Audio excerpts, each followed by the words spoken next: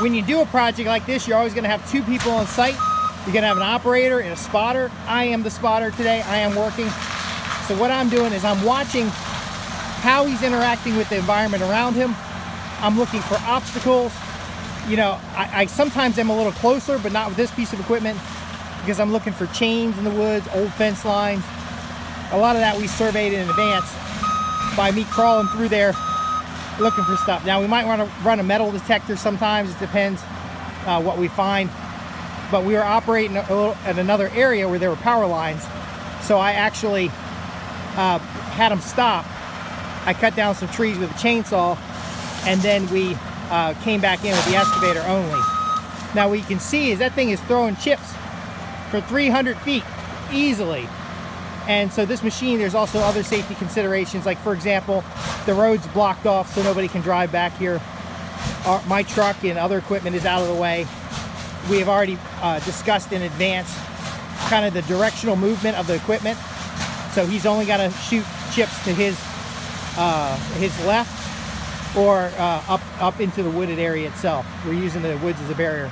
But as you can see, these are smaller trees. If it was the original cut, like the original cut that did all this, we had a different type of excavator. And we have teams of people, by the way, if you're in Henry County, Martinsville, Virginia, we have teams of people, licensed contractors. We have forest mulchers, foresters, conservation biologists. We have access to a big giant Rolodex of people. You want to be finding these people in your neighborhood, because these woods don't have a lot of calorie when it comes to having goats or such animals like that.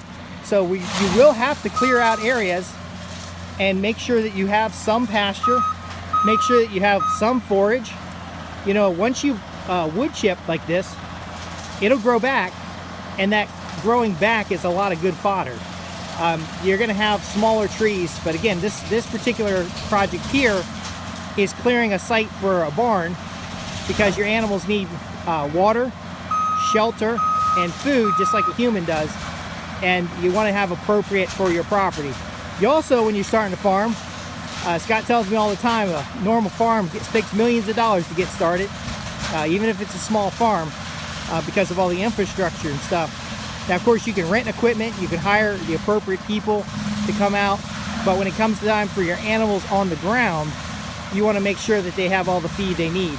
One of the challenges cattle farmers having around here is that feed costs are going up so fast that they're looking for more acreage to graze on, and that means fencing, that means a lot of different things. Now, we got fencing contractors, we've got people who can, you know, do ag fencing, we got teams of people. As you guys know, I have a strong project management background, but this is not a business activity. We're not general contractors. What we do is we help you with the design, so you don't have to be physically here. We can help you with design in your area and help you get optimal use. And then what I like to do is called a multi-phase plan, so that you can have a year-over-year idea of how you're going to develop your small farm or homestead. That's what we do at Prosperity Homestead. Now, Sustainable Homestead Institute has demonstration areas, and he's actually putting together natural building courses with some of the local people around here that have that skill set, and then of course building some buildings on his property to demonstrate the value of these things. And then so Sustainable Homestead Institute has the market garden demonstration. It has a survival essentials program over there. It has a number of other things as a nonprofit. School children get to come through and learn basic safety skills, wilderness safety skills, and a lot of other factors that are valuable on your small farm, homestead, or estate. Now, I just have to comment on that, how beautiful it was. Did you see him grind that stump right there? How beautiful that head came down on there. If you had to go through with the chainsaw and cut all this down to get anything in place, you know, even if I was just going to put up temporary fencing for goats, and that's kind of what you do, you trim a border, or you trim a cut. See that cut in the woods over there?